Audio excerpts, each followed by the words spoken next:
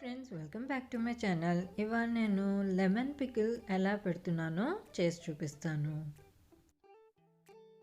ఇప్పుడు నేను 30 నిమ్మకాయలను తీసుకొని బాగా కడిగేసి పొడి బట్టతో అవన్నీ బాగా తుడిచేసి పక్కన పెట్టాను. ఇందులో 15 నిమ్మకాయలని ముక్కలుగా కట్ చేసి పెడతాను. ఇంకో 15 మాత్రం జ్యూస్ కోసం అని పక్కన పెడతాను అన్నమాట. ఇందులో చాలా ఇంపార్టెంట్ ఏంటంటే మన నిమ్మకాయల్లో ఏది కూడా తడి అస్సలు ఉండకూడదు, లేదంటే బూజు పట్టేస్తుంది. కాబట్టి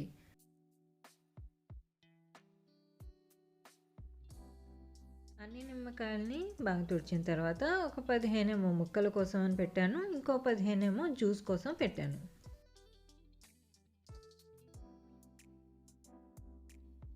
నిమ్మకాయ ముక్కల కోసం కట్ చేసే విధానం, తొడిమే సైడ్ ఉంటుంది కదా, అది తీసుకొని నేను చూపించిన పద్ధతిలో ఇలా కట్ చేసుకొని 2 పీసెస్లా కట్ చేశాను. ఇంకొక పీస్లోకి మళ్ళీ 2 పీసెస్లా కట్ చేశాను. మళ్ళీ ఇలానే ఈ పొడుగ్గా ఉన్న ముక్కని సగంకి కట్ చేశాను. కొంతమంది పొడుగ్గా కావాలని అనుకుంటారు ముక్కల్ని, సో అది మీ ఇష్టం. అలా అన్ని నిమ్మకాయలని కూడా ఇలానే కట్ చేసుకోవాలి. అయితే ఇంకొక విషయం, ప్రతి నిమ్మకాయలోనూ మనకి గింజలు ఉంటాయి కదా, అస్సలు గింజలు అనేది లేకుండా తీసేయాలన్నమాట. నేను ఫోక్ తీసుకొని ఇలా ప్రతి ముక్కలోనూ కూడా గింజలు అస్సలు లేకుండా మొత్తం తీసేసి పక్కన పెట్టేస్తున్నాను.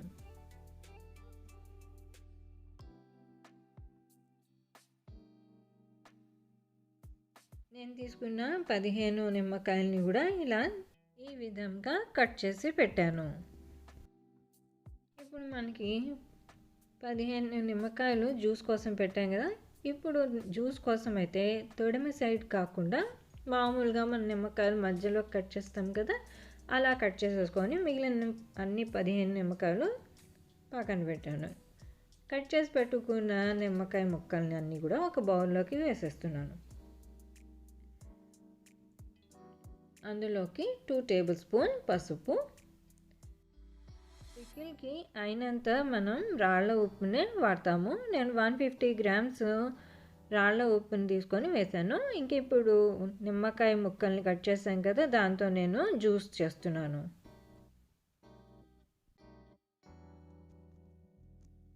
నిమ్మకాయ ముక్కల జ్యూస్ అంతా కూడా వేసిన తర్వాత బాగా కలిసేటట్టు బాగా కలపాలి.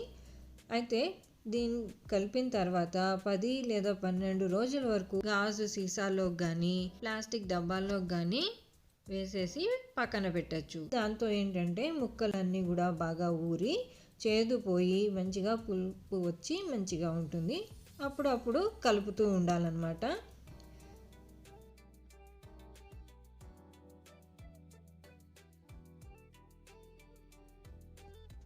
ఇంకా 10 రోజుల తర్వాత మనకు కావాల్సింది పోపు. 10 రోజులు అయిపోయిందండి. ఇంక ఇప్పుడు మనం వేయాల్సింది పోపు. అది ఎలా చేయాలో చూపిస్తాను. ఇంకా కడాయి తీసుకొని 1 టేబుల్ స్పూన్ మెంతులు, 1.5 టేబుల్ స్పూన్ ఆవాలు నూనె లేకుండానే వేయించుతున్నాను. మొత్తం ఇవన్నీ కూడా గ్రైండ్ చేసి పౌడర్ చేశాను. ఇంకా మళ్ళీ కడాయిలో 500 గ్రామ్స్ గ్రౌండ్ నట్ ఆయిల్ వేస్తున్నాను. నూనె కాగాక 2 టేబుల్ స్పూన్ ఆవాలు, 3 టేబుల్ స్పూన్ జీలకర్ర వేస్తున్నాను. ఆ తర్వాత ఇంగువ. అయితే ఈ పోపుని వెంటనే నిమ్మకాయ పికిల్లోకి వేయకూడదు, కంప్లీట్గా చల్లారాలి. సైడ్కి పెట్టేస్తున్నాను. ఇప్పుడు నిమ్మకాయ ముక్కల్లోకి ఇందాక గ్రైండ్ చేసి పెట్టుకున్న పౌడరు, 150 గ్రామ్స్ ఎర్ర కారం కూడా వేసి బాగా కలుపుతున్నాను. ఇందాక పోపు పెట్టాను కదా, అది బాగా చల్లారిన తర్వాత నిమ్మకాయ పికిల్లోకి వేసి కలిపేస్తున్నాను. అంతే, నిమ్మకాయ పికిల్ రెడీ అయిపోయింది. సో నేను చూపించిన పద్ధతిలో మీరు కూడా ఒకసారి ట్రై చేసి చూడండి. నా వీడియో నచ్చితే లైక్, షేర్ అండ్ సబ్స్క్రైబ్. మళ్ళీ వేరే వీడియోతో కలుస్తాను. అప్పటి వరకు బాయ్.